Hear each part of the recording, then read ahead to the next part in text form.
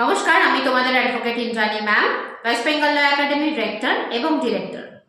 Section 4 of west Bengal apartment ownership act deal করছে কি নিয়ে, যে একটা অ্যাপার্টমেন্ট ট্রান্সফারেবল এবং হেরিটেবল প্রপার্টি হিসাবে ট্রিটেড হবে, অর্থাৎ an apartment to be a transferable and heritable property. তো এই সেকশনটা পড়তে গেলে বেয়ার অ্যাক্টের প্রভিশন অনুযায়ী বেশ কতগুলো প্রশ্ন আমাদের মাথায় ঘোরাফেরা করে। কি কি প্রশ্ন? তার মধ্যে প্রথম হচ্ছে ট্রান্সফারেবল প্রপার্টি বলতে কি বোঝায়, সেকেন্ড প্রশ্ন হচ্ছে হেরিটেবল প্রপার্টি বলতে কি বোঝায়, বা কখন একটা প্রপার্টি হেরিটেবল বা কখন একটা অ্যাপার্টমেন্ট হেরিটেবল হিসাবে ট্রিটেড হতে পারে, সেই অ্যাপার্টমেন্টের মধ্যে আনডিভাইডেড ইন্টারেস্ট বা আনডিভাইডেড ওনারশিপ বলতে কি বোঝানো হয়, পার্সেন্টেজ ওনারশিপ বলতে কি বোঝানো হয় কমন এরিয়াজ অ্যান্ড ফ্যাসিলিটিজ এর মধ্যে, অ্যাজ ওয়েল অ্যাজ ইনসেপারেবিলিটি বলতে কি বোঝানো হয়ে থাকে এই অ্যাপার্টমেন্টের মধ্যে। চলো ছোট্ট ছোট্ট করে একটু ডিসকাশনটা করে নিই। ট্রান্সফারেবিলিটি বলতে বোঝানো হয় যে অ্যাপার্টমেন্ট ওনার তার অ্যাপার্টমেন্টটাকে নিজের মতো করে যে কোনো ব্যক্তির কাছে সোল্ড আউট করতে পারবে, যে কোনো রকম পদ্ধতিতে ট্রান্সফার করতে পারবে। হেরিটেবিলিটি বলতে কি বোঝায়, যে একজন অ্যাপার্টমেন্ট ওনার তার মৃত্যুর পরে তার যারা লিগাল ইয়ার্স থাকছে, তার যারা সাকসেসর্স থাকছে, তারা সেই প্রপার্টিটাকে ভোগ করতে পারবে।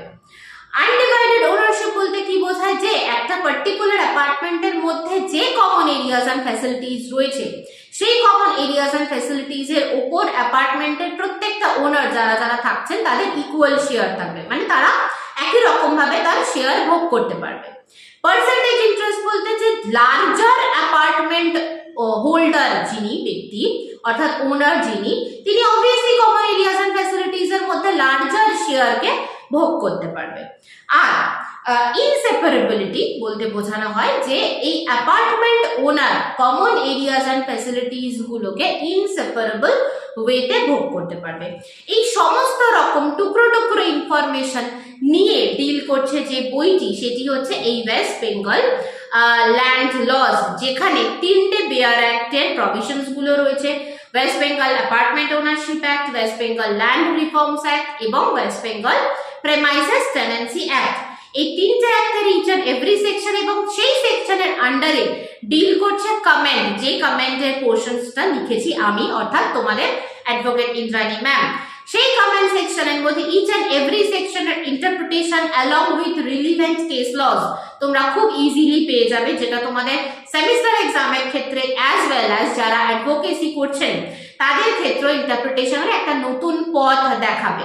এবং এই বইটি পাবলিকেশন করেছেন NM Roy Chowdhury and company, এবং বইটি খুব ইজিলি অ্যাভেলেবল রয়েছে কলেজ স্ট্রিটের সেই বিখ্যাত ল বুক সেন্টার NM রয় চৌধুরী।